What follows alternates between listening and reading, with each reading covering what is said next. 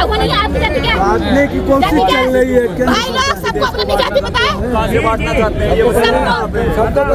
जाति पता है, जाति पता है क्या? नहीं पता? तो मम्मी से पूछना, पापा बता देंगे। इस देश के अंदर हम जाति बांट रहे हैं, हम जाति बांट रहे हैं। जाति के आधार पर बाबा साहब डॉक्टर अम्बेडकर को स्कूल में नहीं घुसने दिया और कहना कि हमने जाति बनाई है, हम बांट रहे हैं।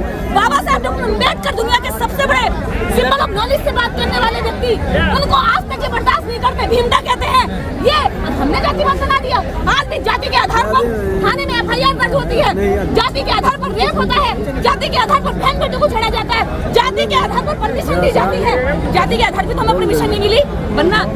सवाल ये है ना, आप जाति तक नहीं रुकने वाले ना भाई, थोड़ा पीछे हट जाओ आप लोग। आप यही तो जाति पे नहीं हटने वाले। हम क्यों रुके? हम ये कह रहे हैं जब जाति का शोषण हमने झेला है तो फिर जाति के मलाई और लोग क्यों चाहते हैं? जाति का शोषण जिन्होंने झेला है, अगर वाल्मीकि ने जाति का शोषण झेला तो उसको उसकी संख्या के आधार पर उसको दीजिए ना। हम तो खुद कह रहे हैं अगर हमारे वाल्मीकि भाई तरक्की करेंगे तो मेरे दिल को सबसे पहले खुशी होगी, उनकी लड़ाई के लिए मैं सबसे आगे खड़ी होंगी। लेकिन बेईमानी करके हमारा भी छीनेंगे, उनका भी छीनेंगे, उनकी बहन बेटी को भी मारेंगे, तो ये बेईमानी हम ऐसे नहीं है। आप बार बार कहते हैं बेईमानी, कौन कर रहा है बेईमानी आपको? अरे भैया जाति आप जातिवाद जनगणना करा लीजिए, जो बेईमानी आपकी तो होती है, SC/ST की तो होती है। नीचे जिसके पास संपत्ति होगी जाति के आधार पर वो निकल कर आ जाएगी। आज भी देश के अंदर 10% लोगों के पास देश की 90% धन संपत्ति जमा है और बाकी 90%। सवाल तो ये है ना, देखिए यहाँ है ना तुम्हारे मित्र तो ईमानदारी नजर आपके धन पे है ना, क्यों नहीं होगी भाई? क्या हम खेतों में अभी मिट्टी में लौटते रहे? क्या हम आज भी इनकी गुलामी करते रहे? ये आगे और हमारे लोग इनका सफाया करते रहे? इनकी ओर से बच्चे पैदा कर, हमारी ओर से दाई बन के इनके बच्चों की नाल काटते रहे? हाँ, ये लोग जो गंदगी करे, हमारे लोग सफाई करें।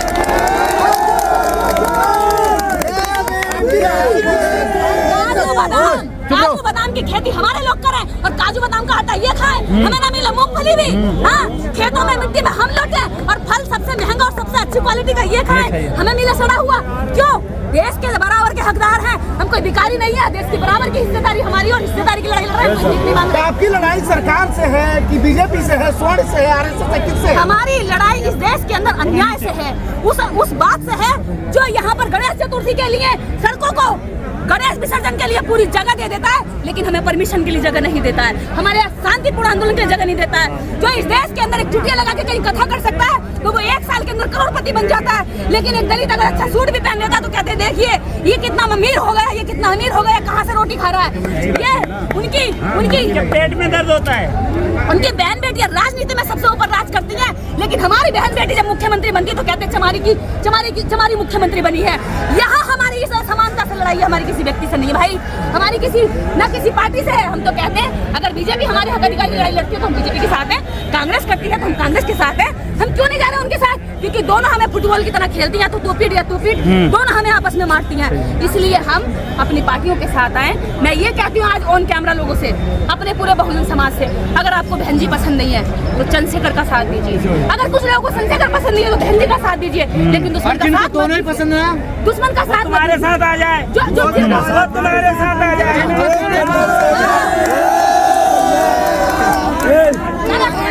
ऐसे भी लोग हैं भाई ना, अच्छा क्वेश्चन किया। ऐसे भी लोग हैं तो ऐसे लोग फिर जगह जगह पिटंगे फुटंगे, उनके सामने उनके भाइयों को मारा जाएगा और कुछ नहीं कर पाएंगे। मनुवादी मीडिया कौन है? जीतन राम मांझी कह रहे हैं कि बहुत अच्छा फैसला है। देखिए जीतन राम मांझी का तो पेट भर गया, ठीक है, बुढ़ापा आ गया, वो तो जाने वाले टिकट कटने वाले ऐसे लोग हैं ये जिन्होंने OBC पद का सबसे ज्यादा बाबा साहब, ठीक है, मंडल कमीशन रिपोर्ट को लागू कराने के लिए काशीराम साहब ने लाठियां खाई।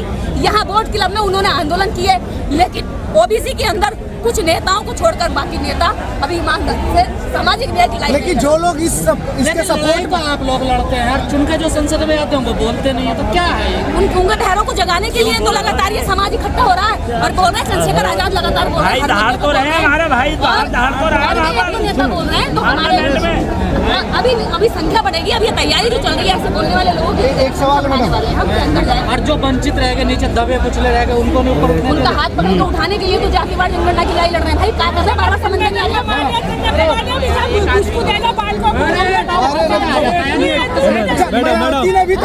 मैडम इधर जो लोग इस समर्थन में है, जैसे मायावती हो गई, चिराग पासवान वो लोग भी तो इस आंदोलन के बारे में अभी तक कुछ नहीं बोल रहे हैं। चिराग पासवान, जीतनराम मांझी का जो भी लोग हैं वो लोग इस आंदोलन के बारे में कुछ नहीं बोल रहे। हाँ चाहिए, मायावती भी तो बोलना चाहिए ना कि आप पहुँचे वहाँ पे, कहे नहीं बोल रहे हैं कुछ आकर के सामने। राजनीति क्या है? क्योंकि नेताओं की अपनी अपनी पार्टियां हैं। नेता अगर पार्टी में रहकर दूसरी पार्टी को समर्थन करेगा तो उसकी पार्टी का क्या अस्तित्व? राजनीति को समझिए, लेकिन मैं किसी राजनीतिक पार्टी के सदस्य नहीं हूँ। इसलिए मेरे लिए मायावती, चंद्रशेखर आजाद दोनों मेरे अपने हैं, दोनों सामाजिक लड़ाई के योद्धा हैं और दोनों का मैं जब भी सामाजिक मुद्दों को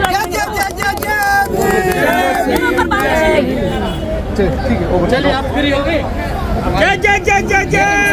जो संपन्न हो चुके हैं उनको कोटा से हटा दिए तो कहाँ गलत है? संपन्न तो इस देश के अंदर सवर्ण क्लास हजारों वर्षों से है। उसको हटाने की बजाय सारे शक्ति संसाधनों से, बल्कि उससे EWS का आरक्षण मात्र 48 घंटे में ना कोई कानून बना, ना कोई सभा बैठी, ना कोई मीटिंग बैठी, ना जनता से पूछा गया, ना कोई वोटिंग हुई। मात्र अपने न्याय है। अगर वास्तव में न्याय है तो इस देश के अंदर आज तक जब से आजाद हुआ है ना तो जमीनों का सही से बंटवारा हुआ है। जो जमींदारों पर थी वो जमींदारों पर रह गई, जो राजा रजवाड़ों के लोनियों पर थी, लड़कियों पर थी, उनके बेटा बेटियों पर रह गई। गरीब तो गरीब ही रह गया ना। जो सत्ता में पहले आ गया था वो सत्ता में आगे रह गया, जो प्रशासन में पहले आ गया तो प्रशासन में रह गया। ये गरीब समाज कोई पढ़ लिख के उठ के अपना गाँव छोड़ के दूर शहर जाकर जब पढ़ लेता, नौकरी कर लेता, फूट फूट कर लेता तो उससे डरने लगे कि अरे भाई क्यों निकल के आ गया। अरे उसकी मेहनत नहीं देखते हैं कि वो घर में खेतों में काम करके स्कूल लग जाता है, भूखा पैसा जाता है तुम्हारे बेटे को छोड़ने के लिए, जनरल क्लास के बच्चे को छोड़ने के लिए गाड़ी जाती है, घोड़ा जाता है, नौकर जाता है। लेकिन समाज का बच्चा तो साहब साइकिल से जाता है, ईखों में निकल के जाता है, खेतों में जाता है, डोलों में होकर जब घर से निकलता है ना स्कूल तक पहुंचता तो उसकी वो मेहनत करते हैं ना गाड़ी से चलने के लिए। कब करिए मेहनत? वो मेहनत करते हैं। से लिया हुआ जो संपत्ति मिली हुई है क्या वो मेहनत करते हैं? आप ये बताइए, जो गाड़ी में बैठी है वो मेहनत हो गई और जो खेतों चिड़ियारों से निकल करके स्कूल तक गए वो मेहनत नहीं करते। तो आप कौआ के चक्कर में रहते हैं, वो एजुकेशन के चक्कर में रहते हैं। मेरे साथ चलिए, हट जाती का रोटी दारू पीता है, हट जाती का रोटी दारू पीता है। यहाँ कोई कौवा भी बीजेपी का जो संपन्न दलित है, दबे कुचले दलितों का आरक्षण का फायदा संपन्न दलित उठा रहे हैं, दबे कुचले दलित नहीं उठा पा रहे हैं। करेक्ट। जो सरकार ने कहा है, जो कोर्ट ने कहा है, अब यहाँ पर बात ये ले लीजिए, जब रिजर्वेशन की चर्चा संविधान में संविधान सभा में चल रही थी तो गरीबी के आधार पर नहीं चल रही थी, जाति के आधार पर चल रही थी, शोषण के आधार पर चल रही थी। छूने से घिन मानते थे, सड़कों पर चलने से घिन मानते थे, कुएं से पानी नहीं पीने देते थे, बहन बेटियों के साथ शादी भी नहीं कर सकते थे लेकिन रेप कर सकते थे। तो ऐसी इस आधार पर जिन जातियों को बस्तियों से दूर रहने की सजा दी गई, जिन जातियों को शिक्षा से वंचित रखा गया, जिन जातियों को संपत्ति से वंचित रखा गया और सबसे बड़ी बात जिन जातियों को नौकरियों से वंचित रखा गया, इस बहस में अगर किसी को ये लगता है कि कोई खा रहा है तो सबसे पहले संविधान सभा की जो बाबा साहब डॉक्टर अम्बेडकर की जो बहस आरक्षण पर हो रही है उस बहस को पढ़ ले।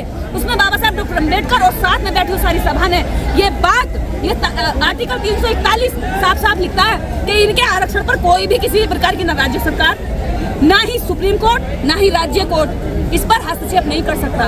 मात्र और मात्र शक्ति किसके पास है? राष्ट्रपति के पास है। लेकिन यहाँ तो कोर्ट अपनी मर्जी से खेल रहा है, राजनीति कोर्ट कर रहा है। राजनीति के लिए यहाँ पे कॉलेजियम के जज छोड़ रखे, पूछता नहीं उनके बाप के बेटा, बेटा का बेटा, बेटा का बेटा जज बनता जा रहा है। ये गैर कानूनी है फैसला, ये खेल कब खत्म? लेकिन सुप्रीम कोर्ट में दलित भी तो जज बना है ना, उसने भी भारत आजाद समर्थन किया। मैं RS गवई के बारे, BR गवई के बारे में बता देती हूँ। BR गवई के बारे में माननीय काशीराम साहब क्या कहते हैं? चमचा।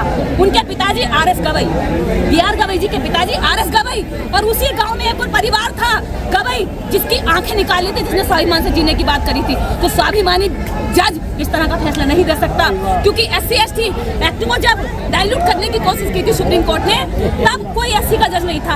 उन पर ये आरोप लगा कि बिना SC के जजों के आपने सारे ब्राह्मण जजों ने इसके खिलाफ बयान दे दिया, निर्णय दे दिया। तो अब इन्होंने चालाकी के तहत एक SC का जज भी शामिल कर दिया। और सुनिए, अगर SC का कोई जज बना है तो उसकी काबिलियत नहीं है। ये समाज की लड़ाई है जो हम लड़ते हैं कि हमारी यहाँ पे भागीदारी क्यों नहीं है, इस हिस्से में भागीदारी क्यों नहीं है, इसलिए वो जज बनते हैं, ना कि इसलिए बना देते हैं कि वो लायक हैं।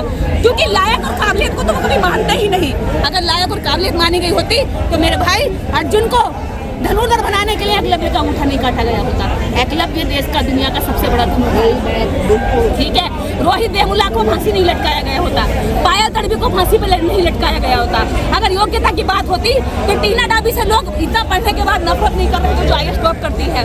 और अगर स्किल की बात होती तो जिसको चाय टपरी डोली टपरी वाला है उसके लिए आज नफरत नहीं कर रहे थे कि देखो अनपढ़ होकर देश के सबसे बड़े अमीर आदमी के साथ घूम रहा है। तो ये इस देश के अंदर सबसे पहले जाति है और भारत के अंदर खेती उपजाऊ नहीं है जितनी जाति उपजाऊ है। इन दिलों में, इन मनों में, सबके मनों में जाति बैठा हुआ है। अच्छा, रामलीला मैदान में प्रोग्राम कैंसिल करके यहाँ पे किया गया, भीड़ काफी ज्यादा हुई, क्यों कैंसिल किया, कुछ बता सकते? ये तो आप सरकार से पूछिए।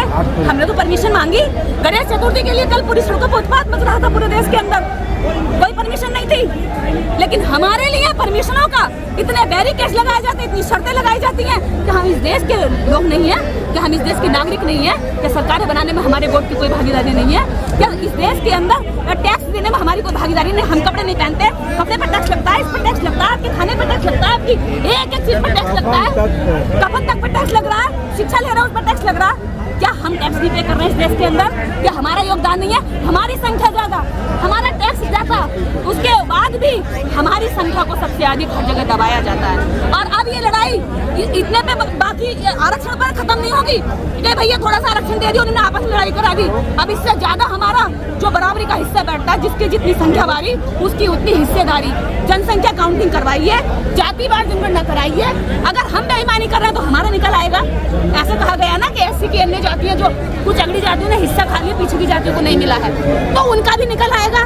सारी चीजें आप एक तरह से अगर आपको लगता है अगर सबड़ खा रहा है तो सबड़ के भी हिस्से में निकल आएगा, गरीब कोई रह गया तो गरीब के भी निकल आएगा। जाति के आधार पर देश को बांटना चाहते हैं।